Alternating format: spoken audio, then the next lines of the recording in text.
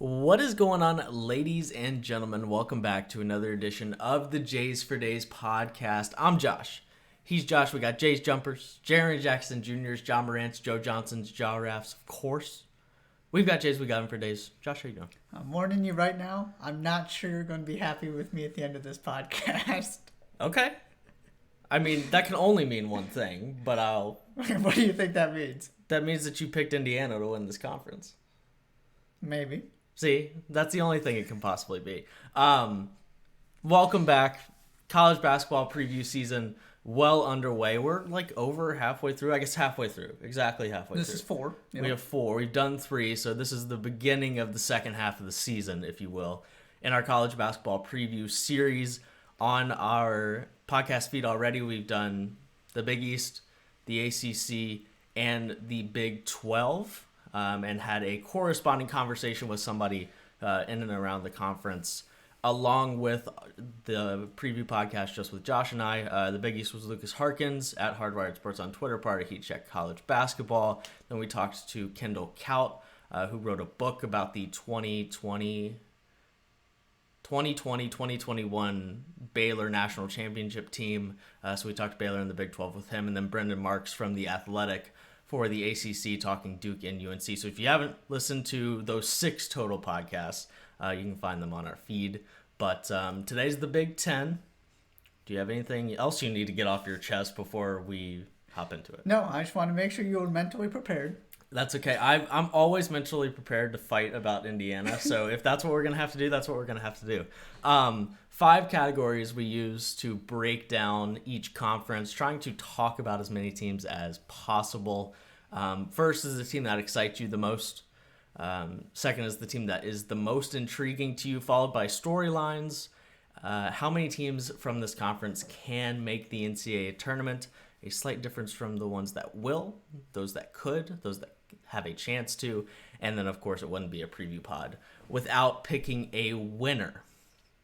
I've laid the groundwork. Would you like to add anything? Any bricks? Any stones? Any landscaping? Good foundation. Okay, perfect. Who's your most exciting? Man, we're off to a great start. Your most exciting Big Ten team? Illinois. That's correct. Not entirely convinced it's going to work, but it's going to be fun to watch. See, I am almost completely convinced it's going to work. You've got 6 starting caliber players in Sky Clark, R.J. Melendez, Terrence Shannon, Matthew Meyer, Dane Danger, Coleman Hawkins. Mm-hmm. 3 more 4-star recruits you brought in. Luke Goody was at least able to contribute off the bench. He gives you something. I think he's going to end up being a good player by the time his Illinois career is over. You just look at it on paper. You look at what Brad Underwood has done. And to me, very simply, they have the highest ceiling in the conference, and it is not close. I would agree with that. Does that mean they reach their ceiling? I'm not willing to go that far. But if there's a Big Ten team capable of competing for a national championship, to me the answer is very easy, and it is Illinois. Are you really going to pick Indiana after you just said that about Illinois? I never said anything. Okay. I'm all in my head about it now. But yeah, I certainly agree with you on the ceiling part. And I've decided that Illinois has the 2 players in the Big Ten that we're going to feel completely differently about by the end of the season. In terms of Coleman Hawkins is kind of on this potential breakout, but not really. If you were making a list of 5 guys, he'd probably be on it. But it's still a guy that averaged 6 points and 4 rebounds in 19 minutes a game last year. But there's no Kofi Cockburn. And I think a combination of him playing 8 to 10 more minutes per game. At least. Because, other than Coleman Hawkins, there's not a ton to point to immediately when it comes to production at the 5 spot. And the 2 guys that stick out in my mind are the 2 Baylor transfers, Dane Danger and Matt Meyer. Right. Now, Dane Danger's been there for a little bit at this point, but there are no... Coleman Hawkins is the known entity in the front court to support your argument. I actually really like that trio, and I think Dane Danger is going to also be a guy we're talking about by the end of the season. But we haven't seen them in Illinois uniforms. We have seen Coleman Hawkins, and you've seen the potential he has, definitely. The other one is R.J. Melendez. Yep. I'm all in on R.J. Melendez. All in. It's one of the easiest breakout star picks If for no other reason other than because 4 points in 8 minutes, first of all, there's some efficiency there. 4 points in 8 minutes, like on average, doesn't sound like a ton, but from a per 36 perspective, per 40 perspective, right? It's the exact same as a guy who's averaging 15.7 points across 32 minutes per game, right? It's a point for every 2 minutes that he plays, and I think he's silky smooth. I think he's got great size. I think he's never in a hurry from, what we've watched of him so far, and the unreasonable deep dive I did into RJ Melendez because I'm just excited about RJ Melendez. I think they have the two players. I think the way we're talking about, I'll put it this way. I think the way that we're talking about Illinois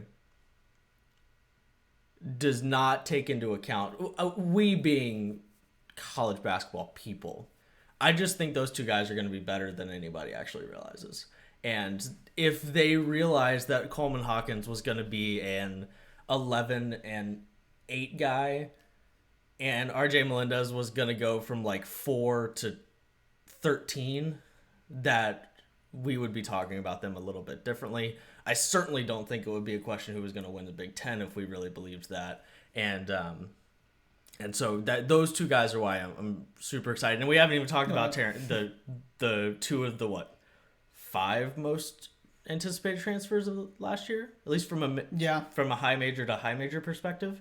Right, you have your Baylor Scheiermans and your definitely Terrence Shannon. Maybe Matthew Myers a little bit lower on that list, but right, I mean, Terrence Shannon is an all Big Ten caliber player. Immediately, you just plop in there. And Meyer could have gone anywhere in the country if he wanted to. So at least from that perspective, you had two guys, and maybe that's the best way to put it. You had two guys that picked your program, and they could have picked pretty much anywhere if they wanted to. The one thing that I am curious about that I think will determine Illinois' season, how this ultimately plays out, and that needs to be acknowledged because of the issues from last season. I've talked about this before with, for example, Villanova is the team that comes to my head immediately. Mm-hmm. Sky Clark hasn't played college basketball, and Sky Clark is going to be the one facilitating at least some of this offense. Yeah. And I think in the best form of this team, he's probably facilitating most of it. Yeah, 100%. That could be a good thing. That could be a bad thing. It is certainly different than Andre Curbelo, and I was never big on the whole Trent Frazier thing. I mean, they had to do it because they didn't have another option. But he was never a point guard. Right, he's just not a point guard. He was a scoring guard. He can get you 15 a game in the Big Ten. Not a shot at Trent Frazier. Right, no. Whatsoever. Big Trent Frazier guy. Yeah. He's just not a point guard. Yeah.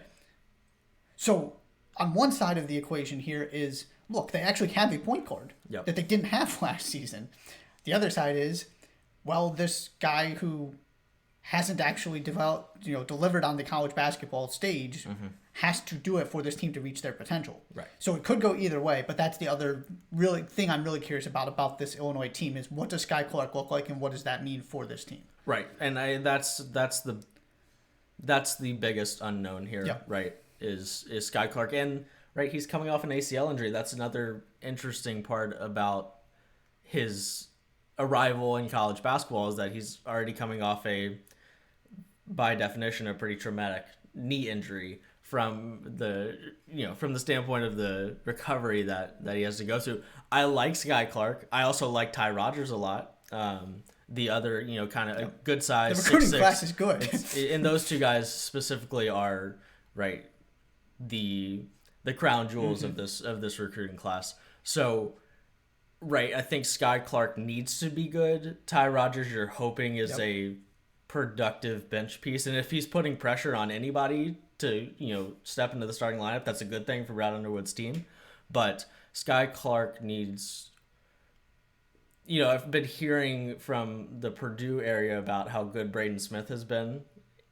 I would love to be hearing that about Sky Clark. Not that not hearing that doesn't mean that he's having a horrible preseason, but if I was hearing that kind of thing from Brad Underwood, I would be even more excited because you're right in this sport when if you don't have quality point guard play, me. I think there's a very real ceiling about how high you can go if you don't have a really quality point guard. Especially on a team with so many players reliant on somebody getting them the ball. Right. Right. You look across the rest of this roster, and it checks every single box. Mm-hmm. But this isn't a team. I mean, Terrence Shannon can do some of that for you. You know, you've got pieces here or there, mm-hmm. but these are not a bunch of facilitators. They all fit into roles around a point guard. Right. So you need to have that point guard. Similar to last season, where, I mean, yes, of course, they were very good, but did they really reach the level some people thought they could over the past 2 seasons? I'd argue no. I mean, I know they had a 1 seed, but that was kind of a strange, you know. Which is really interesting because I'm not sure I disagree with you. I think it's a little unfair. Right. And it probably is a little unfair. But do you know how many Big Ten games Illinois has won in the last 3 years? Oh, it's incredible. 44. Yeah. 44 Big Ten games in the last 3 years. That's wild. So I think, well, now in the COVID year, people were silly for being as like we got that was more what I was getting. We got to the beginning of the NCAA tournament that year, and you knew it was going to happen. That people were going to look way too hard at the tournament and decide it wasn't Baylor or Gonzaga. Right. And Alabama was one of them, and Illinois was the other one. Yeah. Because people were just trying way too hard to be different at the beginning of that. For good reason. We had all been talking about the same 2 teams for 4 months at that point.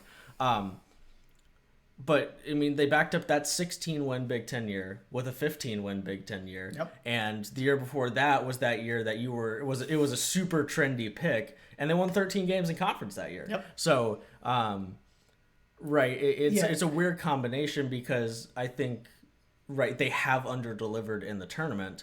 And maybe part of that is because of point guard play. But short of that, they've been pretty darn spectacular. Yeah. And maybe they haven't under-delivered, but they haven't gotten quite to their potential the last 2 seasons, I would argue. Okay. There's another step, and maybe this roster isn't quite good enough without Coburn. We'll have to see. I just think there is another step they could have gotten to, and point guard play hampered that quite a bit. That's good as they've been. That's all. Who did they lose to in that tournament? Loyola. Was it Loyola? Yeah, that's right. I think you're right. 8 seed. I'm pretty sure you're right. The last thing I'll say about this is I think in the last part about my excitement for Illinois is I'm open to the idea that Kofi Cockburn being the most important player on your team puts a very real ceiling on versatility and just a ceiling on your ceiling. And separate style of play. Right. Yeah. Because and that sounds like it's a knock on Kofi. It's not. It's actually the opposite because he was so dominant. He was so important to that team that it would have been dumb for Brad Underwood to function in any other way other than, and especially last year, right? Mm-hmm. 2 years ago, you had Io and you had Kofi, and so there were guys on both ends of the spectrum in terms of position that you could lean on. But especially last year, everyone knew who the best player on that team was, and it wasn't especially close. So if we're gonna do anything, we're gonna cater to Kofi Cockburn, and we'll take whatever shortcomings follow as a result. Right. And everybody's going to know what we're trying to do. Right, exactly. So, in just from like a, Kofi Cockburn's never switching a ball screen. Coleman Hawkins can probably switch a ball screen. And just from the versatility perspective, I'm very excited about that. Not that I'll go all the way to that's 100% going to make the team better, because I think that would be doing discredit to Kofi Cockburn. And just discredit to how big of a fundamental shift it will be in terms of the game Brad Underwood is trying to put together. But I like, if you made me choose between dominant interior force or a versatile basketball team that can kind of do a bunch of different things because they're not catering to this one guy, then I would pick the latter. Yep, goes back to the conversation about ceiling, right? I just think that there are a couple reasons why this team was never built to win a national championship the past 2 seasons, no matter what the record looked like and how good they were. Yeah. This team on paper, from a roster construction standpoint, I feel better about. Doesn't mean they're actually going to end up with a better record, but I am open to the possibility of them being one of the teams I'm really high on heading into the NCAA tournament. Mm-hmm. And the last 2 seasons, I haven't felt that way about Illinois. Sure.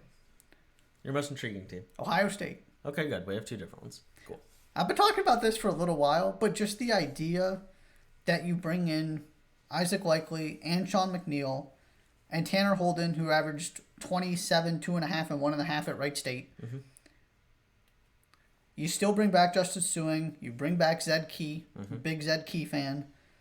Now, Eugene Brown is the only other even remotely proven player since Seth Towns has stepped away. Right. Your bench is a bunch of 4-star freshmen. Now, some of these are top 50 recruits, guys like Roddy Gale and Bruce Thornton. The talent is solid. Mm-hmm. There's plenty of talent on that bench. It's just unproven talent. Mm-hmm. I just am really fascinated to see what Chris Holtmann does with this group, because this is a very un-Chris Holtmann-esque team in a lot of ways, where you're, and the other part of this too for me, we talked about this a little bit, is you're just completely rebuilding your backcourt. I mean, your backcourt is gone. Right. Now you When it wasn't supposed to be either. I mean, do we really think Malachi Branham was going to be gone? If you asked Chris, because we can play the whole yes, he was a highly rated recruit thing. We can play that game. But if you asked Chris Holtmann at the beginning of the year, did he really think he was not going to have Malachi Branham? I bet you he would say no. More of a 2-year... No, he didn't think he was going to lose him at the end of the year. Sure. Or at least hoping that was going to end up being the case. Yeah. So I'm just, and also, you're post EJ Liddell now, so you don't have a proven all Big Ten stud anywhere to be found. But Which is the first time in a while, Yeah. because we went from Keita Bates-Diop, at least for that 1 year, and he was productive at. Did he spend more than 1 year at Ohio State? Yeah. I'm 99% sure about that. Was it 4? Anyways, Let's look. There was that 1 year that he was one of the best players in the country. Yeah, he had 4 years. Okay. One of them he got hurt. Remember? Okay. All right. Yeah. But the point being is that we've had a quality interior guy at Ohio State for a while now, and it's at least just not obvious who that guy is this year. So yeah, there's a lot of pieces. I'm always intrigued by Chris Holtmann. I like the roster. It just all needs to come together, and Chris Holtmann is one of those guys you associate with continuity and kind of knowing what you have, and I have no clue what he has, and I don't think he does at this point either. Do you think Ohio State fans are pleased with the Chris Holtmann era so far? You have to say yes. I mean, I would say yes. Not thrilled, but pleased. You have to say yes. But we're also Butler graduates. Not from a we like Chris Holtmann perspective, but like Ohio State went from Thad Matta, Matta because no Kentucky fan ever should be upset with the Calipari era. But I bet if you asked 100 Kentucky fans how they feel about the Calipari era, at least 40 of them would be like, I'm a little disappointed we don't have more. I would argue it would be way over 50%. And to me, that's... Perhaps. And that... Is it the point being is that it's relative. Right. Yes. And is it unrealistic from a Kentucky standpoint? Sure, probably. But also, is it really fair to say he should have more than one? I mean... Yes, with the, he should have exactly. more than one. Right. You're not talking about that with... Now, the difference is... And the reason I, without hesitation, said, yes, you should be pleased. I don't know if I've talked about this on the podcast before. I was at Thad Matta's last game coaching for Ohio State. They lost to... It was DC at the Big Ten tournament? It was Rutgers. They lost to bad Rutgers. Did he look bad? It was bad. That program was in a... Now, of course, some of that was health issues. I'm not here taking a shot at Thad Matta. Yeah, you have a vested interest in Thad Matta. I won't take any Matta slander on the podcast. For a variety of reasons, most notably his health, and the Thad Matta apologist will tell you also the fact that everybody started sort of manipulating recruiting a little bit, and it became a different world because he wasn't getting Greg Oden and Mike Conley anymore. Right. There wasn't a lot of energy and enthusiasm. It was time for a fresh start. Sure. And so to immediately go back to being a consistent top 25 team in the country, is it what Ohio State could be at its peak? No. Thad Matta proved you can win at a much higher level. You can win Big Ten titles. You can make Final Fours. But it's been satisfactory is the word I would go to. And I can also turn it around and say the most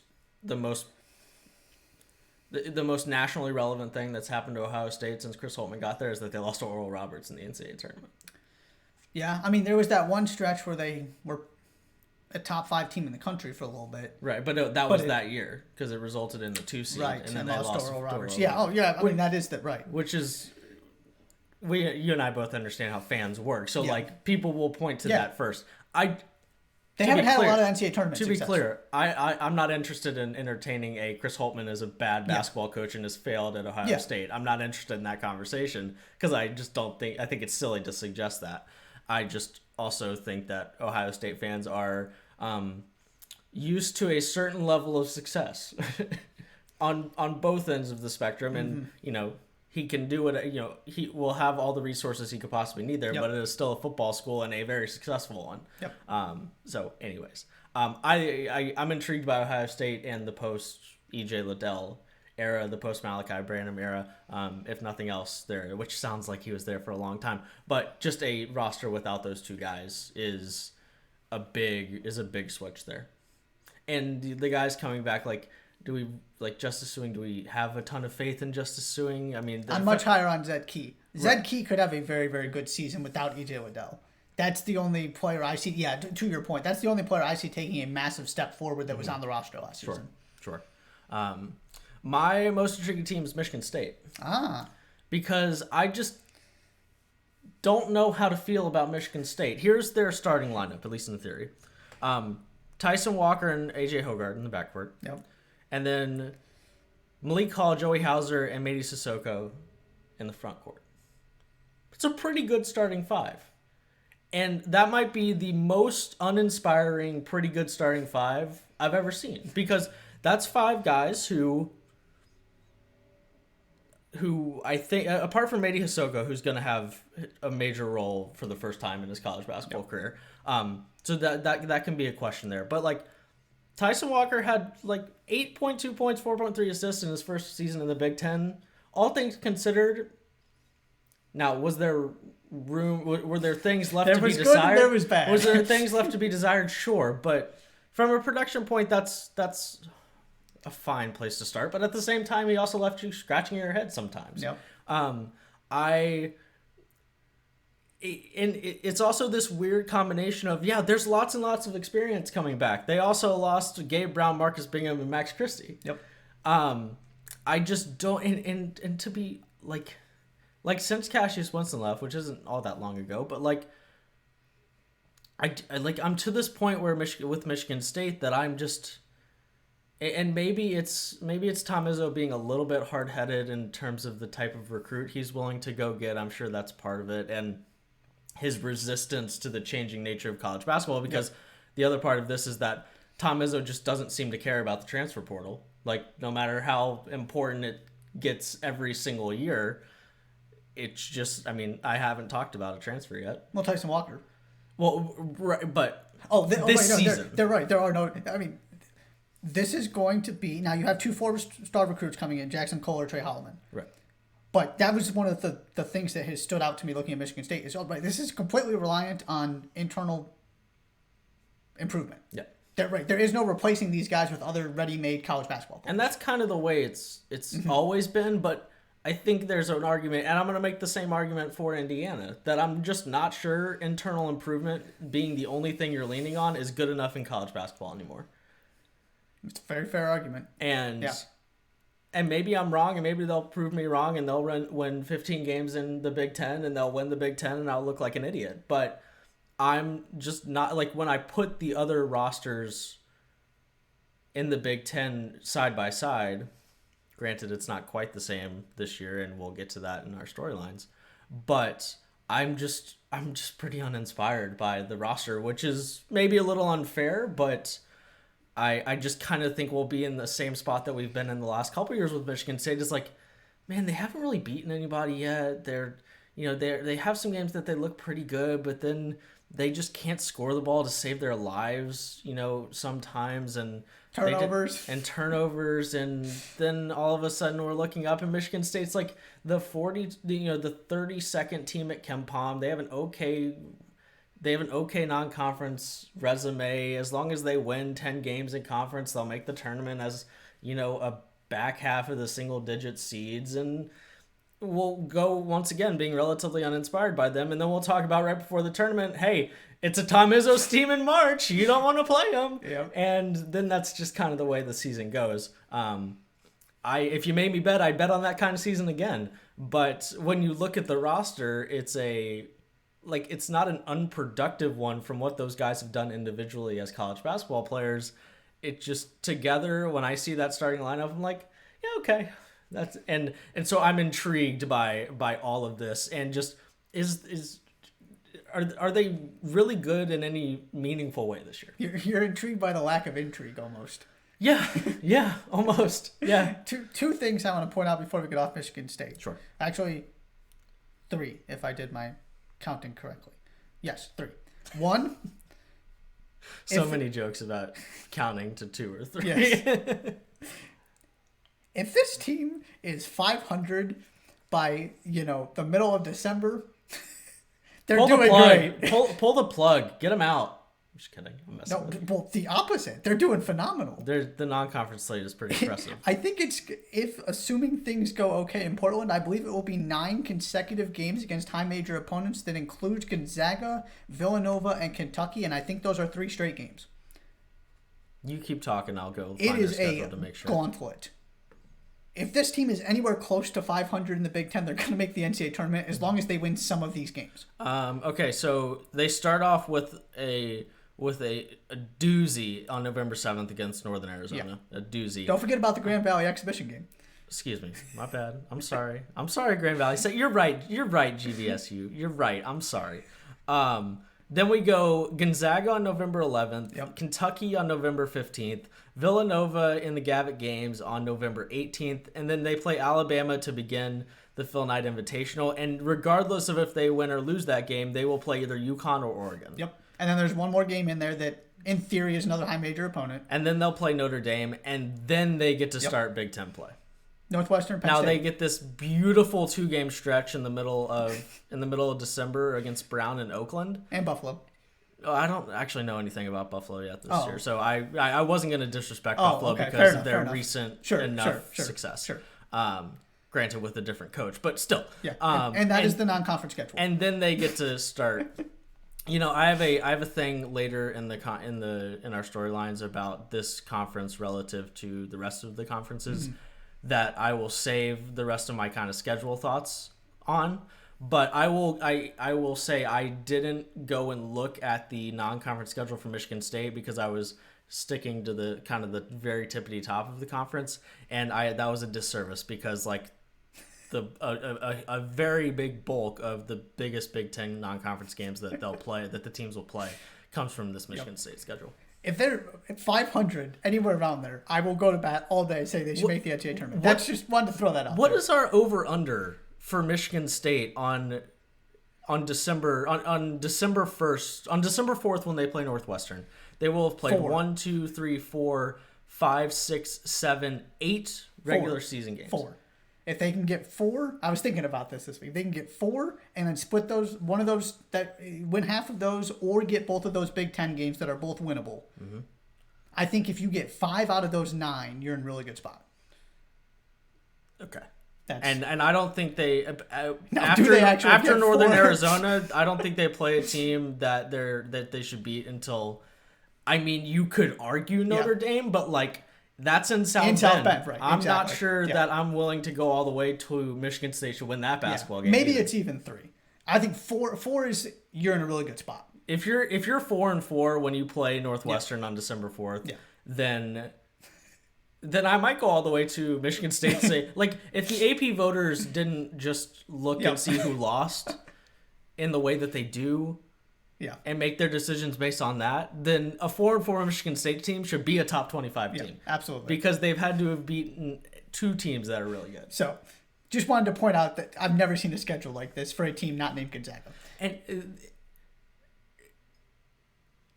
at what point is it just a little silly? It could very well get to that point. Like we do this, like Izzo at one point during the non-conference schedule every year says something to the effect of, yeah, that was kind of a lot. And then he did it to an extreme. Yeah. Now there's not as much travel. I think one of the things he regretted that one year was the travel, and they went all over. They went like Hawaii and then back to back for a game and then to New York. It was a mess. I just wanted to acknowledge the schedule. The other two things. Somebody's got to guard the interior. I mean, it's Mady Sissoko, but Marcus Bingham Jr.'s athleticism and interior presence is the thing that this team is missing from last season. Right. If that's not replaced, there's a major problem. And finally, you talk about this being sort of uninspiring and kind of blah. Generally, I'm with you. The one thing this team does really well is shoot the basketball. Max Christie was the 5th or 6th best three-point shooter on this team last season. You've got It's a pretty good spot to be in. You've got 40% three-point shooters coming back that are going to play key roles on this team. In Hauser, Hall, and Walker. I couldn't believe when I was looking back at the stats how well they shot the ball last season. You know what? I was, because I didn't dive super deep into the statistics of this Michigan State team. I was about to say something to the effect of, hopefully somebody shoots the ball well. And that was just wrong. Yeah.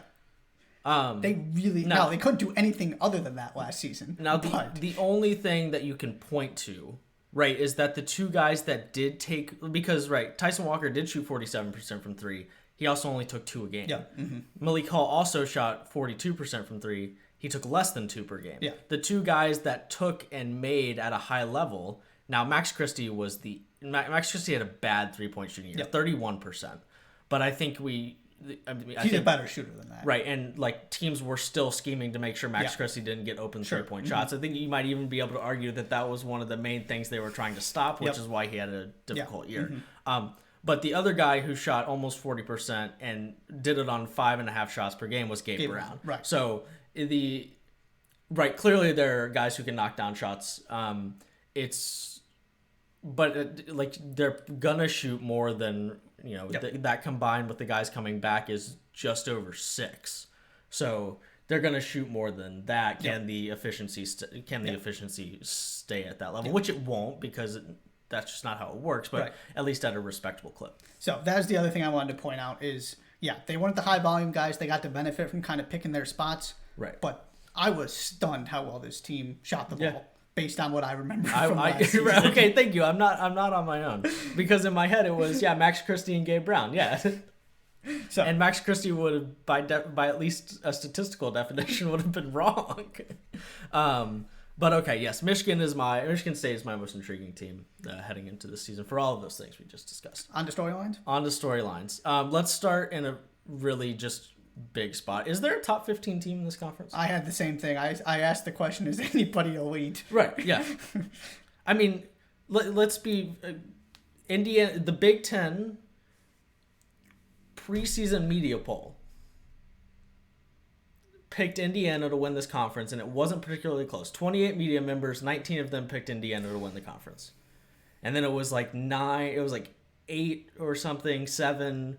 for Illinois, and then there was like an Iowa, Purdue. I looked at this last night. This is why I know off that. I looked at this for my full-time job, so this is why I know the media voting, breakdown. But like there was one Purdue, there was one Iowa, and I think there was one other. Indiana is bringing back literally the exact same team plus a 5-star freshman who I really like. But that 5-star freshman doesn't remedy the thing that we're all asking about Indiana heading into this season. And they were a 12 seed last year. And they're supposed to go from being a 12 seed to winning the Big Ten. Ninth best team in the conference. Right. To winning the Big Ten. That's what we're talking about here. That is the favorite. The bona fide favorite. Right. Like everyone seems to agree that that's the favorite in the conference this year. And it's a combination of we're expecting that team to get a little bit better, but also the Big Ten has just kind of come backwards this year. And so as a result, it is there wasn't a top 12. That's a 12 seed. That's barely getting into the tournament. It's the first 4 team. Right. They were literally a first 4 team. They had to win to get to the round of 64. Yeah. So, that was exactly where I was going to go with it. And again, we talked about the Illinois ceiling. To me, that is the possible team that addresses this issue, but I'm not convinced it actually happens. The other thing I want to throw out here in terms of what this could mean, I was thinking about this, and how could this benefit the Big Ten? Interesting. Talk to me more about that. Could this finally be the season where we don't go into the NCAA tournament talking about how all these Big Ten teams should make the Elite Eight in the Final Four, and they don't, and then we all talk about how incredibly disappointing and overrated this conference is because it's not possible to do so because nobody thinks any of these teams are good heading into the the NCAA tournament, and the Big Ten comes out massive winners like the Pac-12 sometimes does because nobody's paying attention because none of these teams are title contenders, and all of a sudden somebody makes the, you got two teams. We're going to do the ACC thing. Exactly. What happened to the ACC last season? Yeah. Can the Big Ten finally get the benefit of the under-the-radar sort of revisionist history stuff that I can't stand instead of being on the negative side of it like they are, it feels like every season?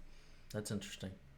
Which came into my mind when I was thinking about the lack of clear top teams here. Yeah. I think that's fair. I think that's a fair question to ask. The Big Ten might have surpassed that point where we ever really believe in them or we ever really don't believe in them. Does that make sense? Yeah. Usually there's a team to point to, though. Right. And they're just, that's fair. Might not be this season. We'll see. I think that's but yes, in general, like if you told me that the best team at Ken Pom in the Big Ten this year was like the 16th best team, I wouldn't be stunned at all. Right. Wouldn't be stunned at all. And it would probably be Iowa because they'd just be second in offensive efficiency, even if they were third in the conference. Where do you want to go next? So my second storyline is whose concerns get addressed here. Illinois is trying to fit all these new pieces in. Iowa is reliant on having, as you just so timely, so what's the word I'm looking for? In a timely manner mentioned. Mm-hmm. That was bad English. I apologize. That's okay. Iowa's reliant on having a top 5 offense in the country. Mm-hmm. Now, could it happen again? Sure, it could always happen with Iowa. Right. But also, what happens if you don't have a first-team All-American? Because that might actually be a thing that occurs this season. And right? Also, I wouldn't be stunned if they had an All-American this season. Right. It's possible. It is entirely possible that this streak continues. My point is just you've had one of the best 5 players in the country 3 seasons in a row now. Yeah. Maybe there hasn't been a first-team All-American team without an Iowa player since before the pandemic. What is going on? It might just be that you have, a top 20 player or something. Right. What does that mean for Iowa? Then, okay, Michigan.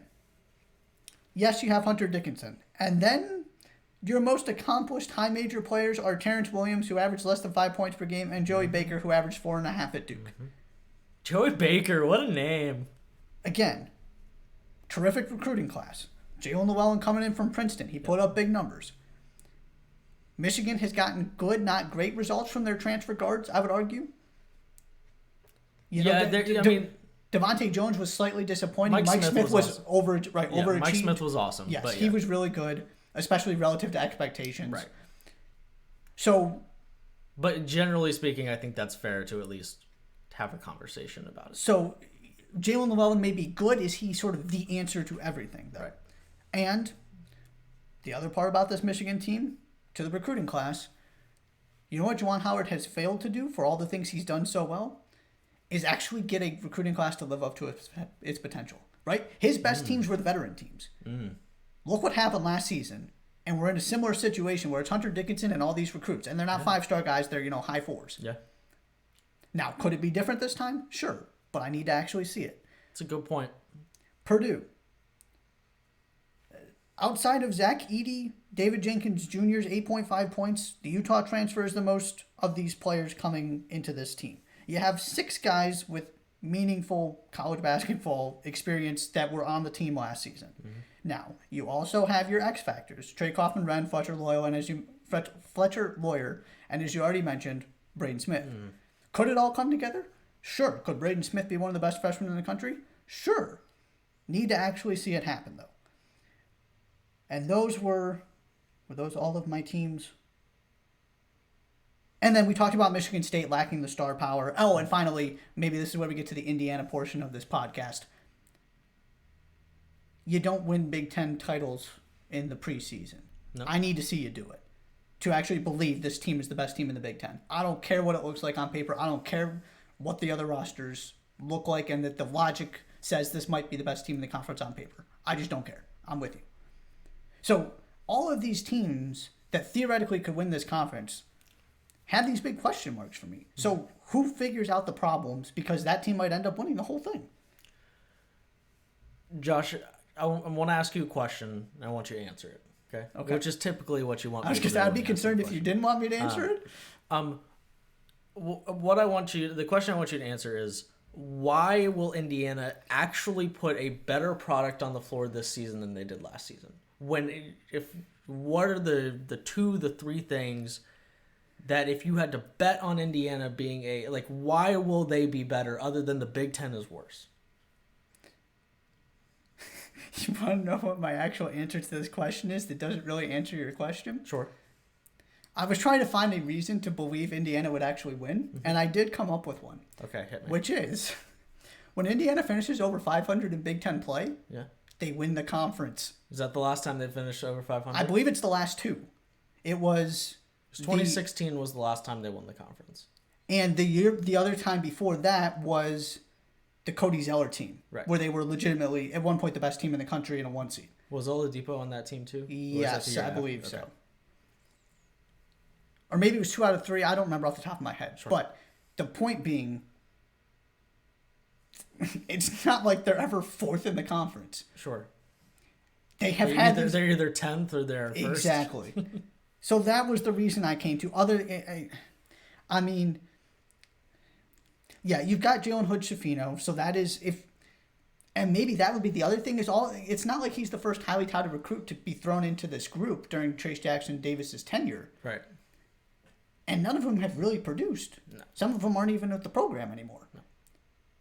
So maybe if you get another guy who's a difference maker, now does he solve? I'm assuming you're going to talk about the shooting problem. I can't wait to talk about the shooting problem. He's not the solution to that.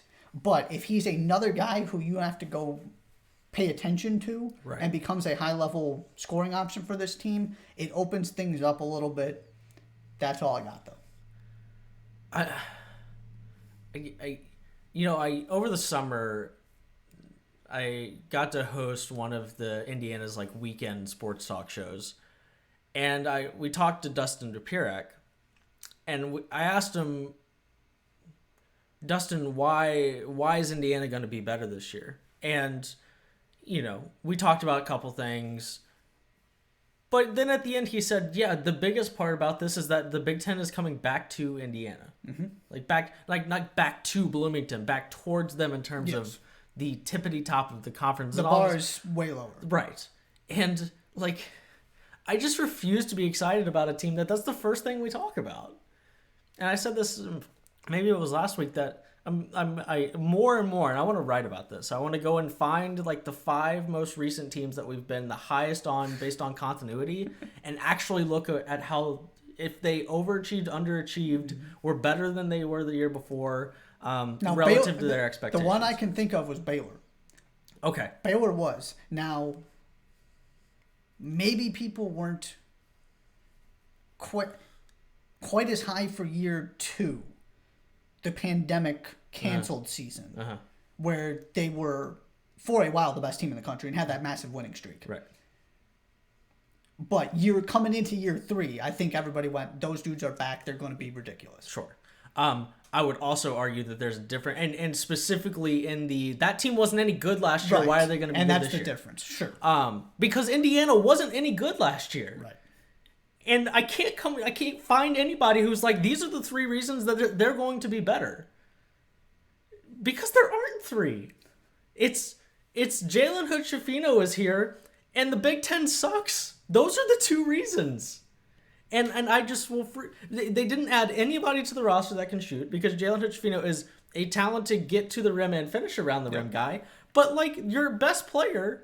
And we keep being told that Race Thompson is a better three-point shooter this year. I'll believe it when I see it. That was the other thing I was going to say, is maybe Jackson Davis and Race Thompson are able to space the floor a little bit more.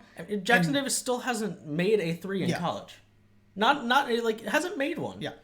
And which is fine, but that only works. And all of it, it is truly a shame that Trayce Jackson-Davis is never going to be on a team that shoots the 3 ball well. Because every time he gets it, he's triple teamed. Yep. at least like it might look like it's one-on-one, but really there's a guy in front of him that's kind of peeking over his shoulder. There's a guy behind him that's right there.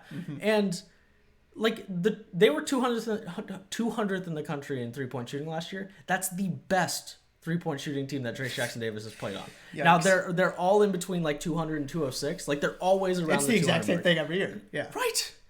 And like it's not just that I'm like.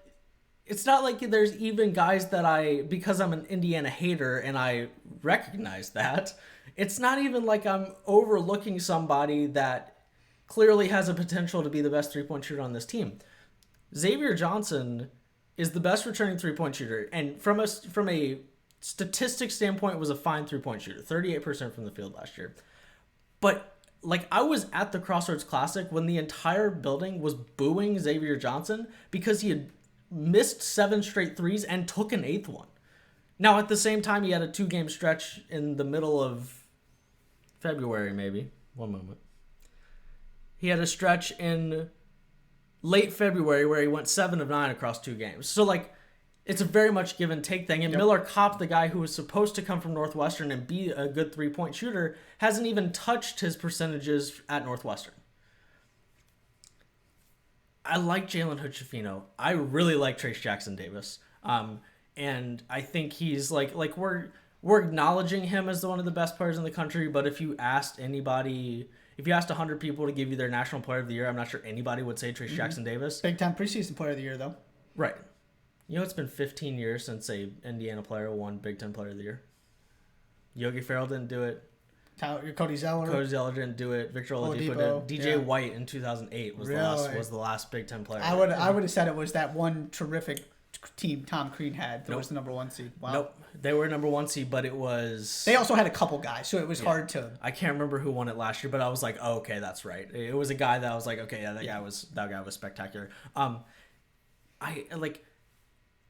It would unlock everything. Like if they do find shooting, they're going to be really, really good because Trayce Jackson-Davis will have guys to throw to and guys that the other team's going to actually have to guard.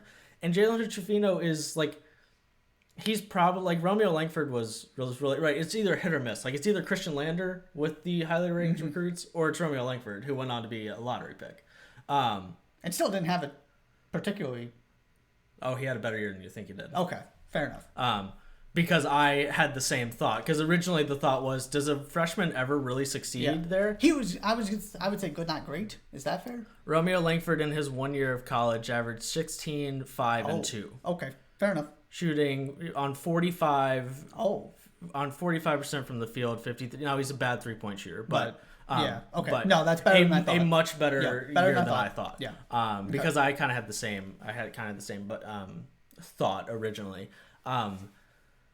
But if there were just driving lanes for Jalen Hood-Schifino, because I think he pairs nicely in the backcourt with Xavier Johnson and Trayce. Like if Race Thompson could get to the point where he can just stand on the 3-point line instead of having to stand right next to Trayce Jackson-Davis in the interior, they are so. And this is why.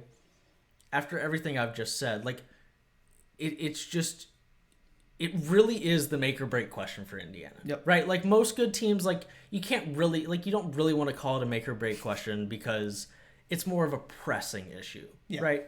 UNC. Or the most prevalent issue. Right. Pete Nance being good at UNC and replacing Brady Manek is a really pressing question. It's not a make or break question for UNC, though. This actually might be a make or break question for Indiana. Like, if they have 2 guys in the starting lineup who are really respectable 3-point shooters and another guy who comes off the bench and shoots 37%, then let's roll. And especially if Hood-Schifino translates immediate, which I think he will. He's got a college-ready body. I really like Hood-Schifino. But if not, there's going to be nowhere for Hood-Schifino to drive because Trayce Jackson-Davis and Race Thompson are both already going to be down there. And... Right, the best way to use Trayce Jackson-Davis is just give him the ball in the post because he's got great touch and he's very crafty down there, and it would unlock a whole lot of stuff. Yep. But at the end of the day, I don't think it's gonna be unlocked because they didn't add anybody who can shoot the basketball. And it could be as simple as if Race Thompson becomes a respectable 3-point shooter, it might just be that. Right. But we're a long way from that actually being a reality that you can consistently rely on. Mike Woodson has done a ton of, well, that guy's a better three-point shooter than his statistics suggest. I don't give a darn how good of his three-point shooter you actually think he is. If he shoots 31% from the field from deep, Right. then it doesn't matter how good he actually is, how you think he is. It just matters if, Tom Izzo is going to actually guard Jordan Geronimo. Like, that's what matters. And I'll believe it when I see it. Thank you for letting me talk about IU. The nicest thing I can say about IU is that I'll believe it when I see it. Do you have any more storylines? Because I want to save my other one for the end. I have two more. Okay. Go for both of them. Okay. The first one I'll just start with is who's the best perimeter players in the league.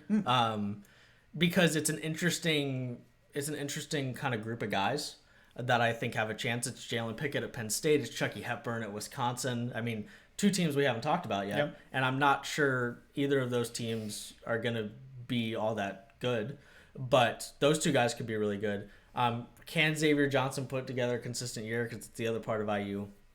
Are there freshmen that are part of that conversation? Because, right, in theory, there are three borderline. There are two locks for first team Big Ten in Hunter Dickinson and Trace Jackson Davis, and then I'm missing one. Oh, and Zach Edey. Zach Edey averaged 14 and 7 on 19 minutes a game last year. If he plays 28, he's gonna average 16 and 10. It's just going to happen. But who are those other two guys? Who are the collection of guys kind of fighting for those that spot as the best perimeter guys in this conference? Because your Jaden Ivies are gone. Your Malachi Brams are gone. Your Johnny Davis, Keegan Murray. I guess Chris Murray is probably the guy that you point to first there. But in terms of that's not a point guard. Right. In terms of those guys that you would consider a 1 or a 2 in the in the position categories. I think that kind of pedigree is up for grabs. That's one. And the other part is that I just if you told me none of them came from the teams that are actually fighting to win the conference, I'd believe that. Yep. So that's interesting to me. Can I throw one more name in there quick? Yeah. I did a little bit of a deep dive because you gave me a hard time about this. So I want to throw Boo Booey's name in there. First, as a guy who's already an accomplished scorer in this league. Yeah. And number 2, so I mentioned at the end of one of our podcasts that Brian McIntosh is Northwestern assistant coach. Right. So, of course, I had to look at their assistant coaches. Of course. You want to know who else is an assistant coach at Northwestern? Who? Taylor Battle. Is he really? Oh, I love Taylor. You can inject Taylor Battle Penn State highlights into my veins. Boo Booey is not the best guard in the country. I would be slightly disappointed working with those two guys every single day. I love that. That is just fantastic. Want to throw that out That there. is fantastic. I'm all in on Northwestern. I'm all in. The last thing I have is how will this league stack up in non-conference. So and I already admitted that I had omitted Michigan State from this. Because quite frankly, it's either they're going to factor into, we're going to know how good Michigan State is, at least going into conference. Either Michigan State is going to be part of the Big Ten conversation relative to the rest of the country, or it's not. And when you get to Big Ten play, it doesn't matter. So them figuring it out in Big Ten play is irrelevant for the purposes of this conversation. The 4 teams I did look at are IU, Michigan, Illinois, Ohio State, and Purdue. Those are the teams I looked at. So this season, IU plays at Xavier versus UNC versus Arizona and at Kansas.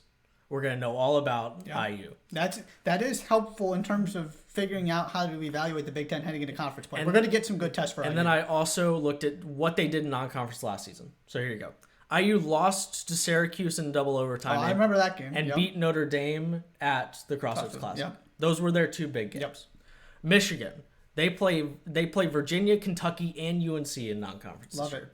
Last season, they lost to Seton Hall, Arizona, and UNC.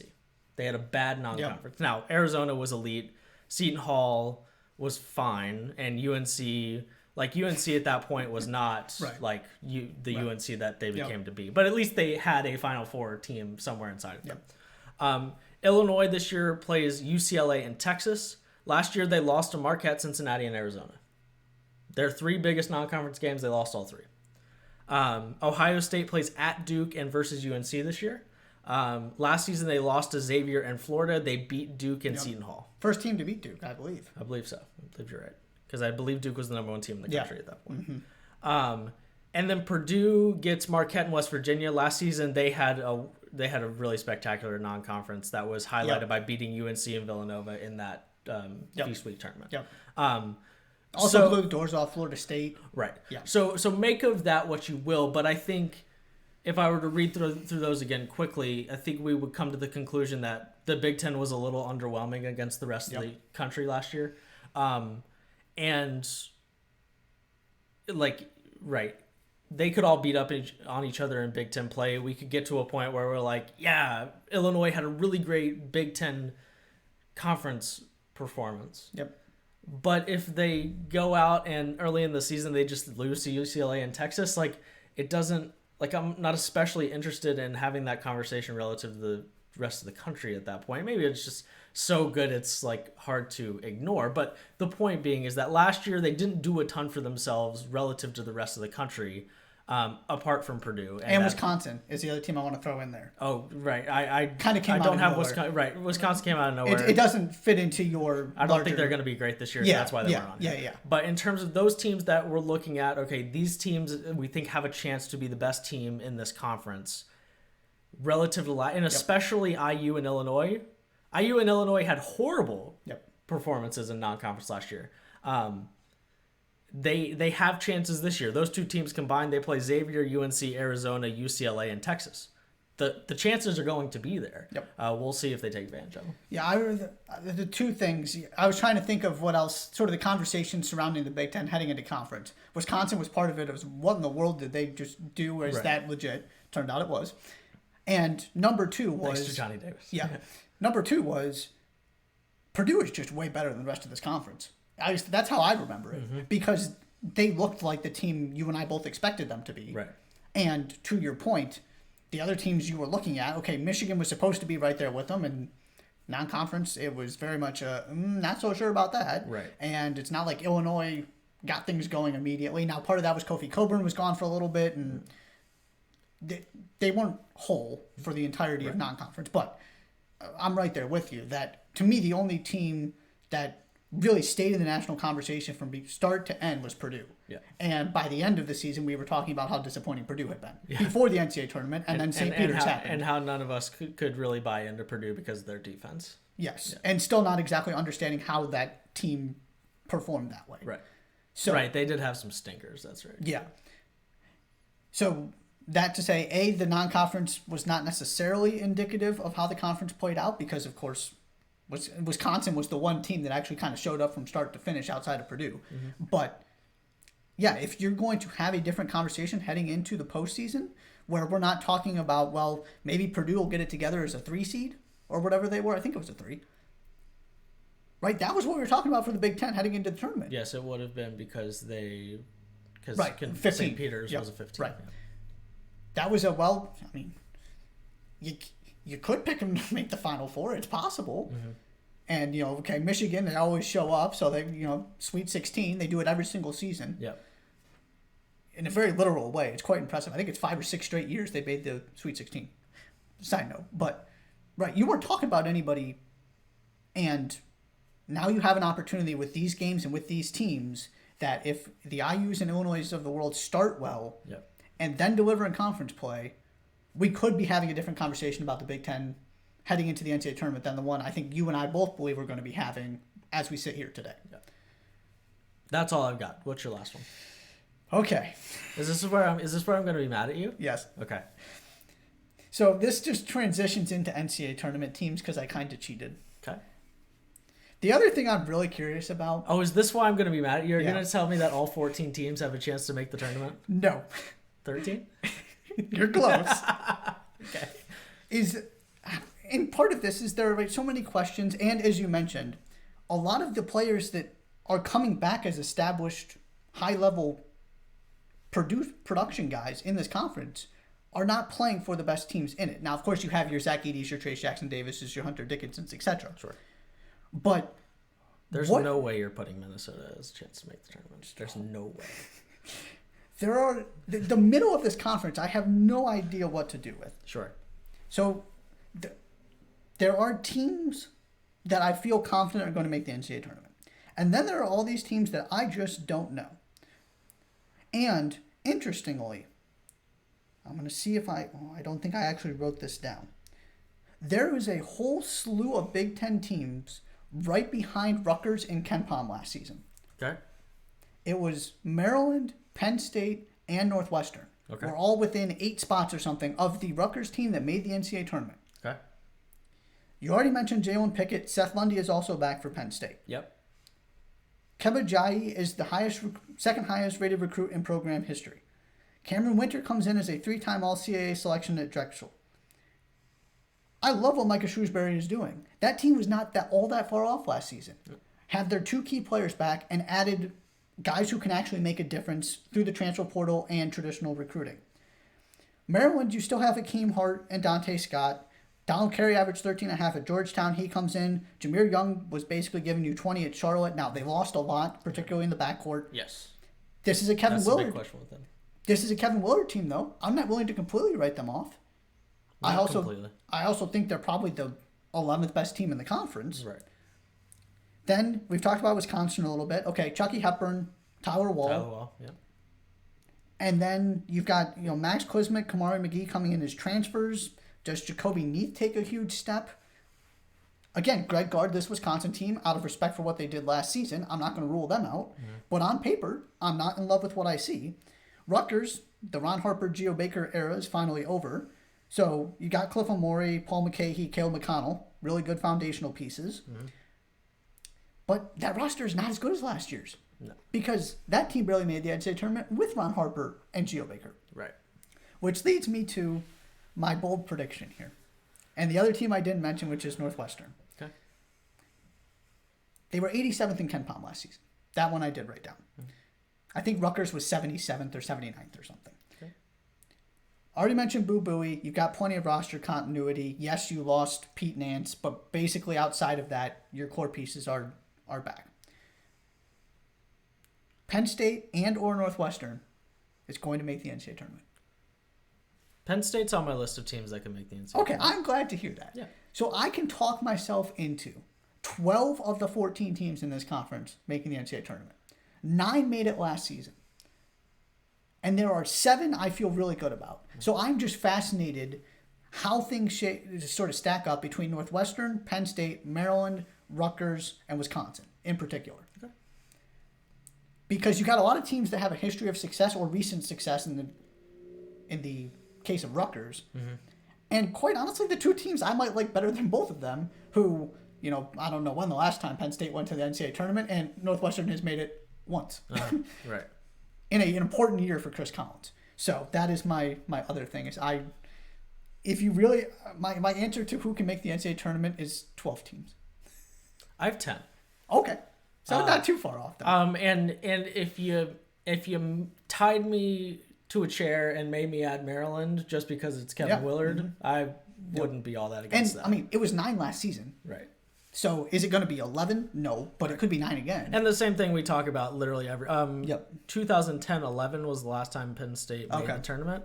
And oh please. And do you know who the leading scorer Taylor on that Battle, basketball team was? Taylor Battle. 24-3. Oh my. Look at that. Look at the experience on that team. Top 3 scorers were seniors. Tim Frazier.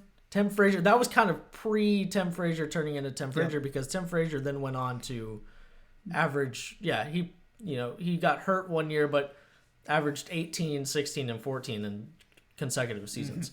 Mm-hmm. I don't have it. I mean, well, it'll get to the point that it does every year that it's, somebody's got to lose. Yep. So, and as we've established a gajillion times on this podcast, you and I fundamentally think about the NCAA tournament section differently. Mm-hmm. But I have 10 of those teams. You could convince me that I need to have Maryland on that one. Northwestern I don't have on there. Okay. Because it's really hard for me to get past the whole like I hear you, but they lost Pete Nance. I do hear you. but I just find it so hard. Like, in all of the ways I can see teams 8 through 12 shaking out, like, I just don't see a way in which Northwestern ends up being the 9th team, which is probably what you need to end up being to have a chance to make the tournament. Yeah, it's certainly not going to be 10. My justification is the last time Northwestern had an okay season. Now, granted, it was a good, not an okay season. They were okay last year. The next season was the one they made the NCAA tournament. That when Chris Collins sort of got that next step going and brought that team back, they delivered. Yep. This is not the same conversation because that team was much better. That team was supposed to make the NCAA tournament and actually did. This team, I'm not quite there with. And like you said, you lost your best player. But that is the other justification I have. Remember 2 years ago? Was it 2 years ago that... I think it was 2 years ago. I remember when Northwestern started like 5-0. And then played a bazillion ranked teams in a row. Who did they beat? They beat somebody and it was like, oh my gosh, Northwestern. Right, they started, let's see, 1, 2, 3, 4. That's right. They played their 3-game stretch of... They started conference play with wins over Michigan State, Indiana, and Ohio State. Yep. And then they literally didn't win another conference game until February. Yeah. They lost like 12 in a row. Yep. Because that stretch went... After they beat Ohio State, they went Iowa, Michigan, Illinois, Ohio State, Iowa, Wisconsin. Yep. That's 1, 2, 3, 4, 5, 6, 7 consecutive ranked teams. Yeah. Sorry, I just had to... I wanted to remember that with you guys. Fun times. I've got 10 teams that have a chance to make the tournament. Just for the sake of saying them, I'll say them. Just so we add all the other ones to the group. I've got Indiana, Illinois, Michigan, Ohio State, Iowa, Michigan State, Purdue, Rutgers, Penn State, and Wisconsin. Those are the 10 teams on my list. Okay. With Maryland 11th and Northwestern 12th. And Minnesota or Nebraska are not making the tournament. Can we definitively? You're not going to Fred Hoiberg me again this year, right? No, that went too poorly last time. Okay. Now, part of that was the injury to Trey McGowan's, but also they were just really bad in Big Ten play, and they didn't beat good teams. But then they won 3 straight road games to end the regular season. I forgot about that. I understand, yeah. I'd forgotten about that, too. It was bizarre. But, yeah, there were teams tanking for Victor Wembanyama. That's what was happening. I feel bad for Jamison Battle. He's going to have a really good season for Minnesota. Yep. If Dawson Garcia is not a top 15 player in the conference, yeah, they got no shot. I'll also be surprised if he's not back home. Top 15 player in the conference, though? I think he's going to be good and better than he has been and closer maybe to what not he was top in Marquette. If he's not one of the... If he's not kind of in that conversation for one of the better bigs in the conference, actually, after those top 3 guys, maybe that's a better way to put it. I'll be... Like, I think he's going to produce. I think he's in a better situation just personally than he was at UNC. Because to me, We're now on year 3, by the way, and a third different team. Yeah. For what it's worth. Any hope with that roster starts with having 2 all Big Ten guys. Yep. They're not going to get the help they need outside of that. Even that might not be enough because of who you're playing. And yet, Nebraska lost 5 of their 7 leading scorers. Yeah, they did. It's a worse team on paper than last year's, and that's tough. I'm not convinced they're going to win a conference game. If you had to make me pick, I like Sam Griesel. I mean, not in a he put up numbers. Not in a that's going to translate to anything way. But I like Sam Griesel. Yeah, I'm kind of a fan. Juwan Gary from Alabama. I mean, it's not like they're completely devoid of talent, but last year's team was much better. And Blaise Keita, JUCO transfer. Yeah, the last year's team just it didn't happen for him. Yeah. The last thing I'll say about all of this is the other reason I'm willing to throw all these teams into the NCAA tournament conversation is because I'm just not very scared of anybody. If I'm Penn State, if I'm Northwestern, if I'm Maryland, somebody has to lose, but there are also a lot of games you can go get. Especially at home. There's not a team in the conference I would write off Northwestern not beating at home. And that's really all you have to do and get a couple road wins, right? And you should beat Maryland and you should beat Penn State if you get at least 3 games against those 2 teams. Or not Penn State, sorry, Nebraska. Mm-hmm. If you get 3 games against those 2 teams at least,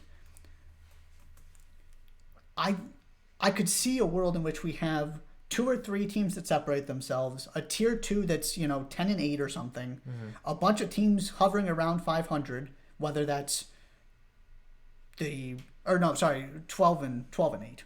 It's 20 games now. Yep. You're 11-9 to 9-11 or 8-12 somewhere in there, and then Nebraska and Minnesota at the bottom. Minnesota, by the way, who actually had a good start to last season, then it all fell apart. But Northwestern gets 1 game against Nebraska. okay, so that is slightly unfortunate. I'm just looking. They get 1 game against Minnesota too. That's tough. That's a tough break. That's tough. But gives you more chances for quality wins. So that was the other thing. I think you're going to have a lot of teams between 7 and 12 conference wins. Okay. And depending on how, if Michigan State ends up being an 8-win conference team for some reason, there's still a chance they make the NCAA tournament because of their non-conference schedule. Right. That doesn't necessarily apply to the other teams we're talking about really in this conversation, but that's the other justification is I'm not scared of anybody. So I can see all of these teams finding a way to put together 10, 11 conference wins. And if you do your job in non-con, that's going to be enough, assuming the Big Ten isn't atrocious. Yep. So I am very excited about the middle of this conference. What give me your temperature on the following. Only 6 teams make the tournament because the conference itself is so bad. Quote unquote so bad. Yeah. Relatively speaking, so bad. I'll say it's 7, not 6. I find it hard to believe the Big Ten is only going to get 6. That would be a wild drop. Yeah. But I could see a world in which it's 7. Illinois, Indiana, Iowa, Michigan State, Ohio State, Purdue, because everybody else is just kind of blah, and there are a bunch of NIT teams. I could see that, especially if you don't have... Now, the flip side to not being scared of anybody is you also need quality wins. Right. And if you don't have anybody in the top 10 consistently, Right. It becomes more difficult to do that. I find it's going to be between 7 and 9. I think that's fair. But if you told me it was going to be 6, I wouldn't be stunned. If you told me it was 6 and there were 9 teams that normally that going that record in conference and being the 9th team would normally get you in. Mm-hmm. I don't necessarily think season. they'll be actually the 9th team will have any worse of a record than normally. Mm-hmm. I just wouldn't be stunned if the resume just isn't there in a way that if the number 9 team, if whoever finishes 9th has the exact same resume that Indiana had last year. Yep. I don't think that team's making the tournament. I would probably agree. It's the Wake Forest problem from last season. Right. You look at that resume and you go, how in the world did they not make the NCAA tournament? Right. Well, the ACC was really bad. Right. Yes, that is a fair point. Sure. Who's your winner? Illinois. Yeah, I'm glad we're on the same page here, dude. I really thought you were about to come in here and pick IU, and I really didn't think you were on the. I didn't think you were on that wavelength. I'm glad. Okay, I was gonna say I'm surprised you thought I was going to do that, but I said you were going to be mad at me. I wasn't surprised. I would have. I didn't think you were headed that until direction. I said something. Until you said something, yeah. And you know how much I don't like the hype that this IU team is getting. Yeah, I refuse to pick Indiana on principle. Yes. Until it actually happens. Yes. And I honestly just think Illinois has the better roster. That too. I love that. And by the way, not by much. But if you ask me which group I'd rather have, I'll take Illinois. And the other part of this is 44 Big Ten wins in the last 3 years. 44. Yeah. Brad Underwood knows how to win in this conference. And it's not like this little experiment with all of these new pieces has to go perfectly for them to win. Your margin of error is quite large. Pretty big. Because I just don't see anybody winning 16 conference games. Right. Now, granted, I think 15-5 was the best record last season between the teams that shared the title. But it could be 14 this year, you know? Mm-hmm. It's not like you have to be spectacular unless somebody shocks us. I just don't see that happening. Wisconsin, Illinois. 15-5. Right? That Purdue team last year lost 6 Big Ten games. It's just a conference that beats itself up every single season. So even if that's not going to mean as that's not going to be as highly talked about this year. Right. At least I don't think. Yeah, no, because it's not the same gauntlet. You're not going to have that Northwestern stretch where you play 7 straight ranked opponents after beating, I think it was, 2 ranked opponents in 3 conference games. Correct. That just doesn't, it's not going to exist, at least at the beginning. No. So even if you get 80 to 90% of what this Illinois team could be, to me, it's still enough. Yeah, I've got Illinois as well. Because I refuse to pick Indiana. And Illinois is the only other team that you should really be considering. So I won't regurgitate everything I said because we've talked about those teams a lot already. So I was going from 9-11 last year. Like, I'll just go ahead and pick the team that, yes, is different from last year, but Illinois, some version of them won 15 games last year. Yep. The same Indiana team as this year. The same. I mean, unless you actually think Jalen Hood-Schifino is worth 6 Big Ten wins, which would be a silly thing to suggest of any freshman. Especially on one as experienced as this team, where there are just guys ahead of you in the pecking order. Right. That's a ludicrous thing to suggest. Just so I will believe it when I see it, and I will gladly, get my foot out of my mouth if it happens. But I am more than comfortable putting my flag in that's not going to happen. And there is another team to point to. That's the other part of this for me is It's not like I went, okay, so I refuse to pick Indiana, so let me just put my hand into the bag and pick a Big Ten team that's going to win. Right. That's fair. I just think Illinois is the best team in this conference too. Even if Indiana had 12 conference wins last season instead of 9. Yep. So, yeah, I'll take I'm with you that continuity is important, but this idea that you can just take the same group and go from borderline NCAA tournament team to best team in the Big Ten when, very quietly Brad Underwood has started to dominate this conference. Mm-hmm. Right? It's been a Michigan here, a Purdue there, a Wisconsin there kind of thing. For the last few years, it's been Illinois. Right, but nobody's been more consistent than Illinois. Right. The track record is there, the talent is there, the coach is there. 31-9 in this conference in the last 2 years. Yeah. Oh, right, and Illinois fans will tell you they should have won it 2 years in a row because of the whole uneven games thing with Michigan. Correct. Even though by win percentage, Michigan was better in the Big Ten. We don't need to rehash all of that. You guys are so weird. I don't have to think too hard about this. We will need to do a full written apology to IU, I think, if they win. I think Mike Woodson and that group deserves it if they actually pull this off. That's fine. We'll do a podcast. We'll write it together. We'll write it. We'll produce it. We'll co-host it. Okay? Yep.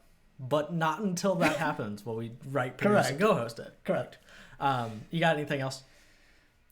That was a lot. That was a lot. If you're still here, we appreciate you. But lots to get to and strangely passionate about the outcome of this conference this year. I'll admit. Strangely confident about it.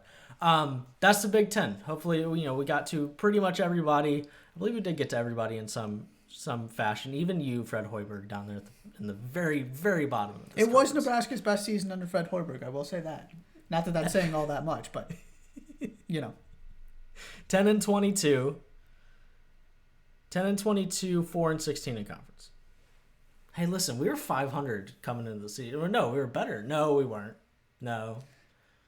4-16, 10-22, 4-16. You would have been 6-6, right? And again, remember, 4 of those wins came at the very end of this. 3 of those wins came at the very end of the season. It's fine. But if you look back at the last, listen. Nobody has won more games in their last 4 games in this conference than Nebraska. That's the takeaway here is that they are 3-1 in their last 4. Okay, that's all. That's the takeaway here. Please subscribe to the Jays for Days podcast on Apple Podcasts, Spotify, and Google Podcasts. Follow us on Twitter at Jays for Days Pod. Check out the YouTube. It is over there in that corner. Just put in Jays for Days Pod in the YouTube search bar, and you can find us there. Find all of our previous conference previews and conversations there as well. And we'll be back at the end of this week to chat Big Ten hoops, and as a further extension of this week of the preview with Kevin Sweeney. College Basketball Central, Sports Illustrated. I'm excited to have him on the pod. That'll be at the end of this week. But we will see you then. Thank you so much for listening to this edition of the Jays for Days podcast. I'm Josh. He's Josh. And we will see you